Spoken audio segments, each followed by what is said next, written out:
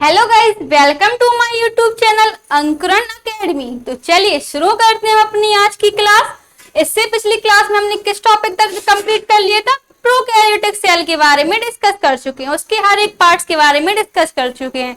तो हमें किसके बारे में डिस्कस करना है? अब हमें प्रोकैरियोटिक सेल मतलब सुकेंद्रिक कोशिका के बारे में डिस्कस करना है। सुकेंद्रिक कोशिका के बारे में डिस्कस करना है। जो हमारी यूकैरियोटिक सेल है उसको हम कितने पार्ट्स में डिवाइड कर सकते हैं? हम यूकैरियोटिक सेल को दो पार्ट्स में डिवाइड कर सकते हैं। कौन कितने पार्ट्स में डिवाइड कर सकते हैं? दो पार्ट्स में डिवाइड कर सकते हैं, प्लांट सेल और एनिमल सेल।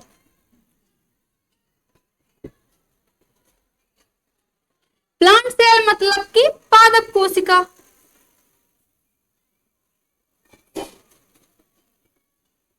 एनिमल सेल मतलब कि जंतु कोशिका।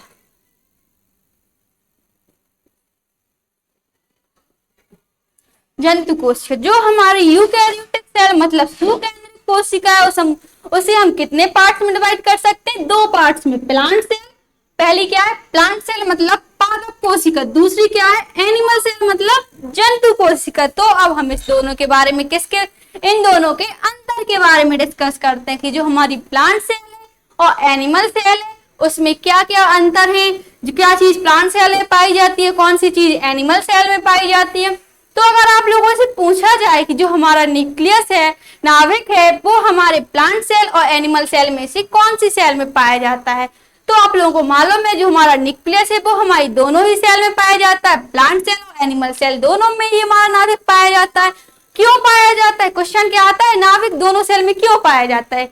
क्यों पाया जाता है? क्योंकि जो हमारी यूकैरियोटिक प्लांट सेल और एनिमल सेल है वो किसके टाइप से? यूकैरियोटिक सेल के टाइप्स हैं। और यूकैरियोटिक सेल में हमारा न्यूक्लियस पाया जाता है, इसलिए हमारी प्लांट सेल और एनिमल सेल में न्यूक्लियस पाया जाता है। लेकिन जो हमारी प्रोकैरियोटिक सेल उसमें हमारा न्यूक्लियस नहीं पाया जाता था। तो हम डिस्कस किसके बारे में करते हैं? डिफरेंट के बारे में। जो हमारी प्लांट सेल और एनिमल सेल है उसका पहला अंतर क्या है? तो देखिए गाइस, जो ये कोशिका, जो ये प्लांट सेल है, जो ये प्लांट सेल इसकी आउटर मोस्ट लेयर क्या होती है? Cell wall. सेल वॉल, कोशिका भित्ति। जो हमारी प्लांट सेल पादप कोशिका उसकी बाहरी सतह क्या होती है? कोशिका भित्ति कहलाती है। लेकिन जो हमारी एनिमल सेल इसकी बाहरी सतह क्या होती है? सेल मेम्ब्रेन कहती है। सेल मेम्ब्रेन होती है या प्लाज्मा मेम्ब्रेन। सेल मेम्ब्रेन को ही क्या नाम देते हैं? प्लाज्मा मेम्ब्रेन भी कहा जाता है। सेल मेम्ब्रेन को और क्या कहा जाता है? प्लाज्मा मेम्ब्रेन कहा जाता है। प्लांट सेल में outer most layer cell wall है, लेकिन हमारी एनिमल सेल में आउटर मोस्ट लेयर क्या है? सेल मेम्ब्रेन है। ये लास्ट क्लास में भी हमने आपको बताया था कि जो प्लांट सेल है उसमें सेल वॉल पाई जाती है, लेकिन जो हमारी एनिमल सेल है उसमें सेल वॉल नहीं पाई जाती है, कोशिका भित्ति नहीं पाई जाती है। तो पहला अंतर आप लोग लिख लीजिए, जो प्लांट सेल है, प्लांट सेल पादप कोशिका, उसमें सेल वॉल कैसी होती है? प्रेजेंट होती है। सेल वॉल कैसी होती है? प्रेजेंट होती है। हिंदी में लिखना चाहे लिख सकते हैं, कोशिका भित्ति उपस्थित होती है। कोशिका भित्ति उपस्थित होती है। लेकिन जो हमारी एनिमल सेल है, जंतु कोशिका, उसमें हमारी सेल वॉल एब्सेंट होती है। सेल वॉल एब्सेंट होती, सेल वॉल एब्सेंट। कोशिका भित्ति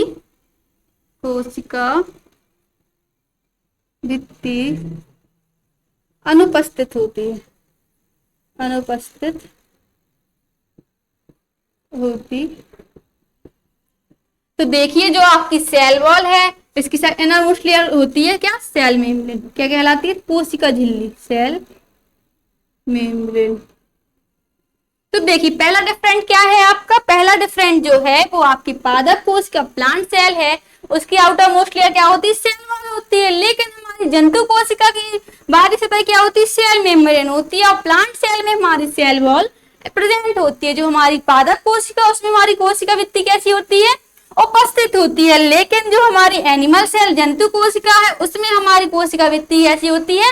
एब्सेंट होती है, अनुपस्थित होती है। क्या था आपका पहला अंतर? था प्लांट सेल और एनिमल सेल में। अब दूसरे अंतर की बात करते हैं। दूसरा अंतर क्या है हमारा? दूसरा अंतर जो है तो देखिए जो आपकी सेल है, कोशिका है, कोशिका में अगर कोशिका को अगर आप माइक्रोस्कोप लगाकर देखेंगे तो क्या दिखेगा? रिक्त स्थान दिखाएगा, रिक्त स्थान पाया जाता है। जो कोशिका में आपका रिक्त स्थान पाया जाता है उसे क्या कहते हैं? वैक्यूल्स कहते हैं। क्या कहते हैं? वैक्यूल्स कहते हैं। जो प्लांट सेल है उसमें अगर जो कोशिका है, कोशिका में जो रिक्त स्थान पाया जाता है वो क्या कहलाता है? वैक्यूल्स कहते हैं। वैक्यूल्स को हिंदी में क्या कहते हैं? रिक्तिकाएं। क्या कहते हैं? रिक्तिकाएं। जो आप लोगों से पूछा जाता है कि जो प्लांट और एनिमल सेल में से जो वैक्यूल्स है क्या प्लांट और एनिमल सेल दोनों में पाया जाता है? तो हाँ, जो प्लांट सेल और एनिमल सेल है, पादप कोशिका और जंतु कोशिका, दोनों में ही हमारा वैक्यूल्स पाया जाता है। तो आप लोग सोच रहे हो जब दोनों में ही पाया जाता है तो वो फिर डिफरेंट कैसे हुआ? क्यों हुआ अंतर? क्योंकि जो वैक्यूल्स है वो प्लांट सेल में कैसा पाया जाता है? Large in size. साइज कैसा होता है? Large in size. जब हम पादप कोशिका को माइक्रोस्कोप लगाकर देखते हैं तो हमें कैसे रिक्त स्थान की रिक्तियां कितनी साइज पर दिखाई देती हैं? बड़ी साइज की रिक्तिकाएं दिखाई देती है, बड़ी साइज की वैक्यूल्स दिखाई देते हैं। तो लिख लीजिए जो vacuoles present large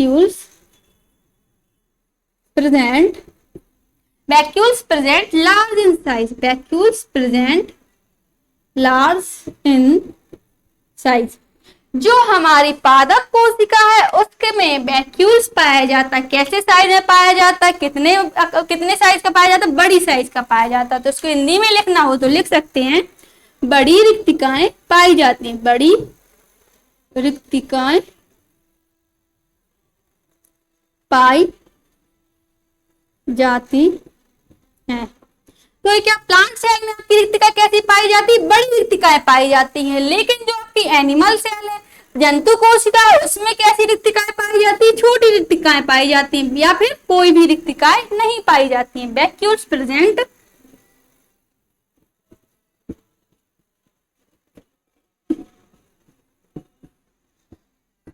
small in size. जो आपके रिक्तिकाएं हैं वो हमारी प्लांट को सेल में कैसी पाई जाती? बड़े साइज की पाई जाती हैं। लेकिन जो हमारी जंतु कोशिका है उसमें हमारी रिक्तिकाएं छोटे साइज की पाई जाती है। हिंदी में लिख लेंगे छोटी रिक्तिकाएं पाई जाती हैं, रिक्तिकाएं पाई जाती हैं, छोटी रिक्तिकाएं पाई जाती हैं। अगर आप लोगों से पूछा जाए कि जो हमारी प्लांट सेल का मैक्सिमम पार्ट है वो किस ऑर्गेनेल्स के कारण गीला होता है, किस ऑर्गेनेल्स के कारण गीला होता है? तो जो हमारा वैक्यूल से रिक्तिकाएं है इसके कारण से जो हमारी प्लांट सेल है वो कैसी होती है? उसका मैक्सिमम पार्ट कैसा होता है? गीला होता है। तो ये आप लोग को याद रखना है कि जो हमारा प्लांट सेल है, अगर आप लोगों से क्वेश्चन आता है कि प्लांट सेल में जो मैक्सिमम पार्ट होता है वो किस ऑर्गेनेल्स की वजह से गीला होता है, तो किस ऑर्गेनेल्स की वजह से गीला होता है? रिक्तिकाएं की वजह से, वैक्यूल्स की वजह से हमारा प्लांट सेल का मैक्सिमम पार्ट कैसा होता है? गीला होता है। जब हमारा वैक्यूल्स प्लांट सेल और एनिमल सेल दोनों में पाया जाता है तो उसका कुछ ना कुछ कार्य भी होगा, वो कुछ ना कुछ कार्य करता ही होगा। तो वैक्यूल्स जो है वो हमारा, वैक्यूल्स का फंक्शन क्या है? वैक्यूल्स का कार्य क्या है? वैक्यूल्स का, वैक्यूल्स जो है वो हमारा खाना और पानी को, भोजन तथा पानी को क्या करता है? संचित करता है। स्टोरेज ऑफ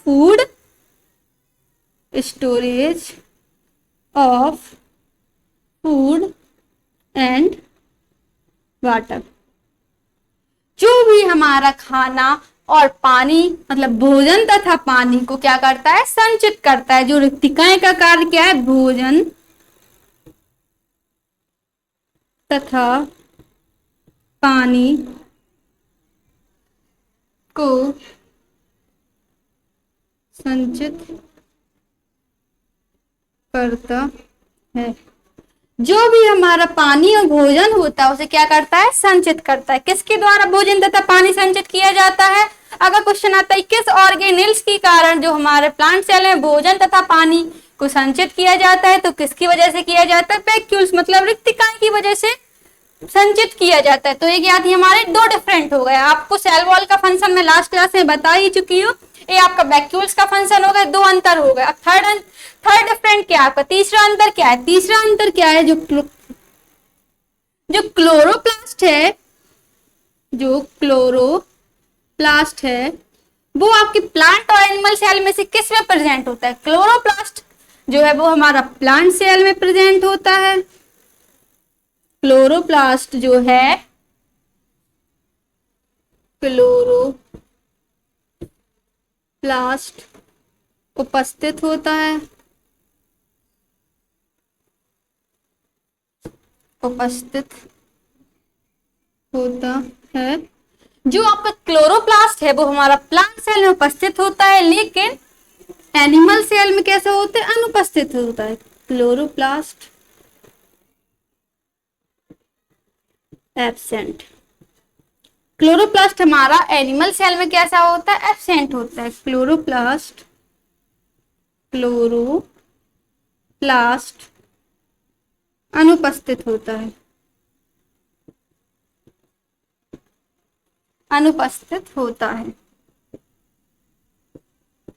अब देखिए, जब आपका प्लांट सेल में क्लोरोप्लास्ट पाया जाता है मतलब उपस्थित होता है, लेकिन एनिमल सेल में क्लोरोप्लास्ट अनुपस्थित होता है। जब प्लांट सेल में क्लोरोप्लास्ट पाया जाता है तो उसका फंक्शन क्या है, जो क्लोरोप्लास्ट है वो उसका क्या कार्य करता है प्लांट सेल में रहकर। जो क्लोरोप्लास्ट है, जो भी हमारे प्लांट्स हैं, पौधे हैं, वो हरे कलर के होते हैं, वो किस पिगमेंट के कारण होते हैं, वो हमारे क्लोरोप्लास्ट पिगमेंट होता है, जिसकी वजह से हमारे प्लांट्स कैसे रहते हैं, हरे कलर के होते हैं। ग्रीन कलर के प्लांट्स होते हैं किसकी वजह से, क्लोरोप्लास्ट पिगमेंट की वजह से हमारे प्लांट जो हैं वो कैसे होते हैं, ग्रीन कलर के होते हैं। थर्ड डिफरेंट हो गया आपका। अब आता है लास्ट डिफरेंट। आप लोग देख रहे हैं काफी देर से कि सारे पार्ट्स हमारे प्रेजेंट होते हैं प्लांट सेल में, लेकिन एनिमल सेल में एब्सेंट होते हैं। तो एक पार्ट ऐसा है जो हमारे प्लांट सेल में एब्सेंट होता है, लेकिन एनिमल सेल में कैसा होता है, प्रेजेंट होता है। तो फोर्थ लास्ट डिफरेंट क्या है आपका, लाइसोसोम। लाइसोसोम जो है वो आपका प्लांट सेल में कैसा होता है, एब्सेंट होता है। कैसा होता है, एब्सेंट होता है। लाइसोसोम है जो वो हमारा कैसा होता है, एब्सेंट होता है किसमें, प्लांट सेल में, लेकिन एनिमल सेल में लाइसोसोम कैसा होता है, प्रेजेंट होता है। लाइसोसोम जो है एनिमल सेल में कैसा होता है, एब्सेंट प्रेजेंट होता है, लेकिन प्लांट सेल में कैसा होता है, एब्सेंट होता है। तो ये क्या थे आपके, प्लांट सेल और एनिमल सेल में ये क्या थे आपके, डिफरेंट थे प्लांट और एनिमल सेल में। जो लाइसोसोम है इसके बारे में आपको नेक्स्ट क्लास में हर एक पार्ट्स के बारे में डिस्कस करूंगी, तो लाइसोसोम के बारे में भी डिस्कस करूंगी। तो ये चार अंतर थे आपके पादप कोशिका और जंतु कोशिका में। एक बार और देख लीजिए, जो प्लांट सेल है पादप कोशिका है, पादप कोशिका में सेल वॉल प्रेजेंट होती है, लेकिन एनिमल सेल में हमारी जंतु कोशिका सेल वॉल एब्सेंट होती है। और वैक्यूल्स प्रेजेंट होते हैं, लेकिन बड़े साइज के वैक्यूल्स किसमें प्रेजेंट होते हैं, प्लांट सेल में। छोटे साइज के वैक्यूल्स जो है वो हमारे एनिमल सेल में प्रेजेंट होते हैं। वैक्यूल्स जब होते हैं, रिक्तिकाएं होती हैं, तो वो किसके क्या कार्य करती है, वो हमारे फूड और भोजन और पानी को संचित करती हैं। लेकिन और जो हमारा थर्ड डिफरेंट है वो क्या है, क्लोरोप्लास्ट प्रेजेंट होता है हमारी प्लांट सेल में, लेकिन क्लोरोप्लास्ट एब्सेंट होता है एनिमल सेल में। जो क्लोरोप्लास्ट है वो हमारा क्या कार्य करता है प्लांट सेल में, क्लोरोप्लास्ट जो है वो हमारा कार्य करता है क्या, जो भी हमारे पौधे हमारे हरे कलर के होते हैं वो पिगमेंट कौन से पिगमेंट की वजह से होते हैं, वो हमारे क्लोरोप्लास्ट पिगमेंट की वजह से ही हरे कलर के होते हैं। लास्ट डिफरेंट क्या है आपका, लाइसोसोम में जो आपका एब्सेंट होता है प्लांट सेल में, लेकिन प्रेजेंट किस सेल में होता है, एनिमल सेल में प्रेजेंट होता है। तो ये क्या था आपका, प्लांट सेल और एनिमल सेल में क्या था आपका, डिफरेंट था। ये क्या था, डिफरेंट था, अंतर था हमारा प्लांट और एनिमल सेल में। अब नेक्स्ट क्या आता है आपका, अब हम यूकैरियोटिक सेल के हर एक पार्ट्स को एक एक करके डिस्कस करेंगे।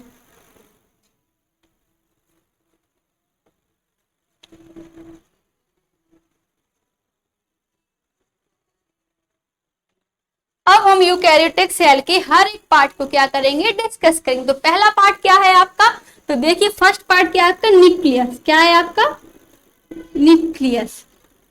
न्यूक्लियस को हिंदी में क्या कहते हैं हम लोग, केंद्रक कहते हैं। केंद्रक भी कहते हैं और नाभिक भी कहते हैं। केंद्रक भी कहते हैं और क्या कहते हैं, नाभिक भी कहते हैं। जो केंद्रक क्या है, केंद्रक क्या है, पहले ये डायग्राम बनाती हूं मैं, फिर इसके थ्रू आपको समझाऊंगी।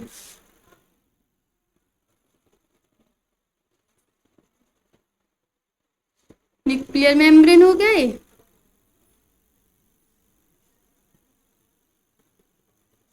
ये सेल वॉल हो गई, ये सेल मेम्ब्रेन हो गई, ये क्रोमोसोम हो गया, ये न्यूक्लियर मेम्ब्रेन हो गई।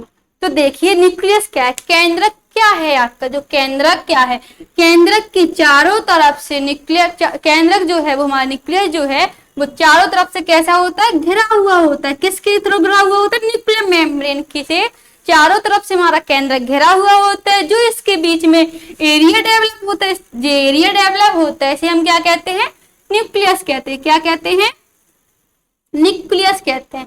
जो हमारा केंद्रक क्या है, केंद्रक क्या है, केंद्रक चारों तरफ से, सॉरी, जो केंद्रक जो है वो चारों तरफ से कैसा रहता है, घिरा हुआ होता है। किससे, न्यूक्लियर मेम्ब्रेन से। जो हमारा एरिया डेवलप होता है चारों तरफ से न्यूक्लियर मेम्ब्रेन से घिरा हुआ होता है, जो एरिया डेवलप होता है उसे क्या कहते हैं, न्यूक्लियस कहते हैं। उसे क्या कहते हैं, केंद्रक कहते हैं। तो क्या हो गया केंद्रक के बारे में। अब केंद्रक है तो उसका किसी ने आविष्कार भी किया हो, किसी न किसी ने तो खोज की होगी, तब तो पता चला कि हमारी कोशिका में क्या पाया जाता है, केंद्रक पाया जाता है। क्या पाया जाता है, न्यूक्लियस पाया जाता है। तो किसने खोज की थी हमारी न्यूक्लियस की, डिस्कवर्ड किसने किया था, डिस्कवर्ड किसने किया, डिस्कवर्ड बाय रॉबर्ट ब्राउन।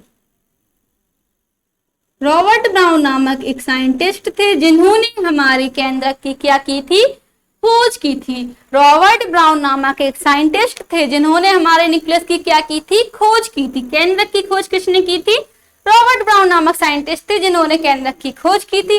अब केंद्रक को और दूसरे नाम से किस नाम से जाना था, जो केंद्रक है हमारे से और किस नाम से जानते हैं, ब्रेन ऑफ द सेल के नाम से भी जानते हैं। It is also called brain of the cell. इसे कोशिका का मस्तिष्क भी कहा जाता है। इसे कोशिका का